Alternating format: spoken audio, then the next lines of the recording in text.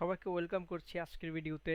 আজ আমরা জানব কিভাবে এআই এবং ডাইনামিক ক্রিয়েটিভ অপটিমাইজেশন বা ডিসিও সংক্ষেপে দিয়ে ফেসবুক অ্যাড ক্যাম্পেইন অটোমেট করা যায়। ডাইনামিক ক্রিয়েটিভ অপটিমাইজেশন দিয়ে আপনার অ্যাডটি রান করলে আপনি কম সময় কম খরচে আরও বেশি রেজাল্ট পাবেন। What is dynamic creative optimization DCO?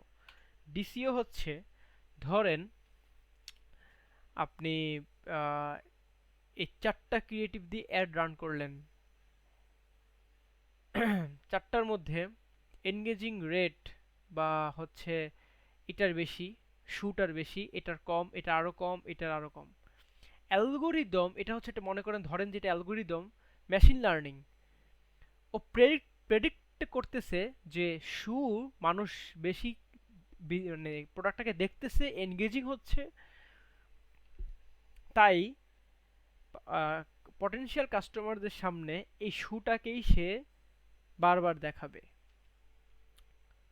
এটা হচ্ছে যে ডাইনামিক্যালি সে পুশ করবে প্রোডাক্টটাকে, যে যেটার মানুষ বেশি এনগেজ হচ্ছে সেটাকে সে পুশ করবে ডাইনামিক্যালি। এই জন্য নাম হচ্ছে ডাইনামিক ক্রিয়েটিভ অপটিমাইজেশন, সংক্ষেপে ডিসিও।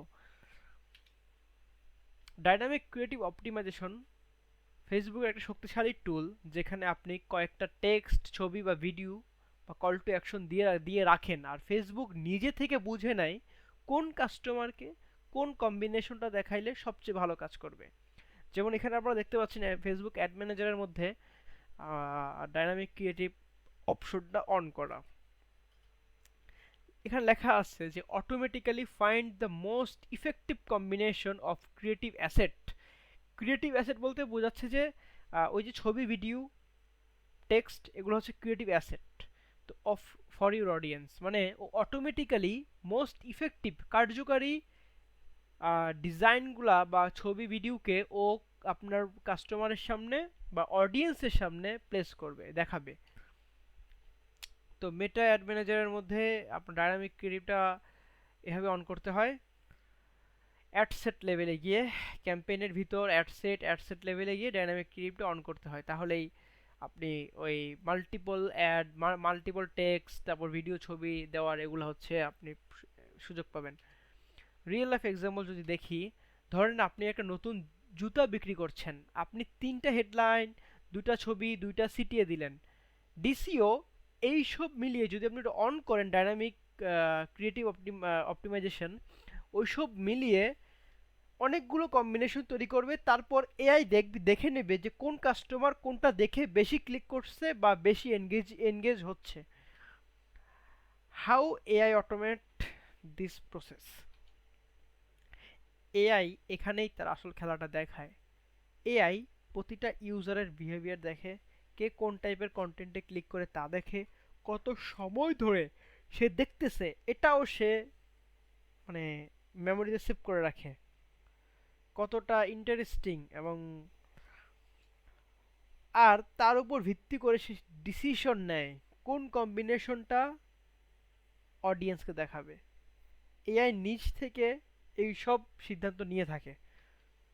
যেমন এখানে বললাম যে হ্যাঁ, আপনি মাল্টিপল টেক্সট দিলেন, যে টেক্সট ওয়ান, টেক্সট টু, তো টেক্সট ওয়ান মিলে একটা এই হেডলাইন ওয়ান, বা টেক্সট টু মিলে একটা হেডলাইন, এভাবে মাল্টিপল অডিয়েন্সের কাছে ও নিয়ে যাবে, দেখবে যে কোন ক্রিয়েটিভ অ্যাসেটটা আপনার অডিয়েন্সের সামনে বেশি মানে সুইটেবল হচ্ছে, বা বেশি আহ, মানে বেশি একটা মানুষ কি বলে অ্যাডটা দেখতেছে বা ক্লিক করতেছে বা পারচেস করতেছে, এই আর কি।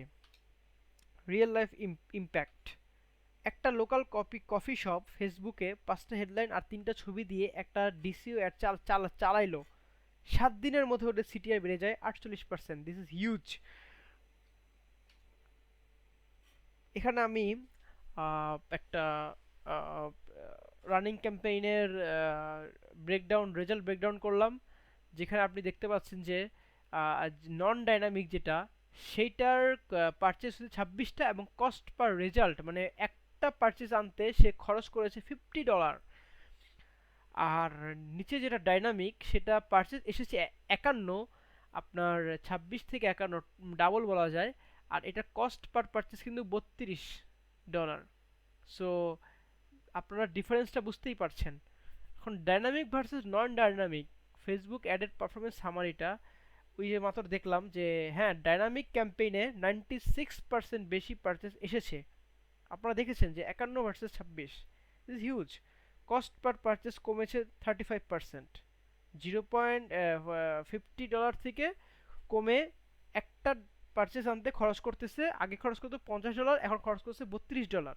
এবং ডাইনামিক ক্যাম্পেইনে রিচ এবং ইমপ্রেশন বেশি দিয়েছে। তো বুঝতেই পারছেন এআই প্লাস ডিসিও কেন এবং কিভাবে সে কাজ করে। অডিয়েন্স অনুযায়ী ক্রিয়েটিভটা অটো অপটিমাইজ হয় এবং ফেসবুক বুঝে কে কোন ছবি, হেডলাইন বা সিটিএতে বেশি রেসপন্স দিচ্ছে এবং কম রেলিভেন্ট লোকদের কাছে অ্যাড দেখানো বন্ধ করে, ফলে কস্ট কমে। সেফ থাকতে চাইলে আপনারা প্রতিটা অ্যাডে তিন থেকে পাঁচটা হেডলাইন এবং 2-3টা ছবি এবং ভিডিও দিবেন। বেশি বেশি দিলে এআই বেশি ডেটা পায় এবং এআই ডেটা পেলে এআই আপনার অ্যাডটাকে আরো ভালোভাবে অপটিমাইজ করার সুযোগ পায়। আশা করি বুঝতে পেরেছেন। ধন্যবাদ সবাইকে।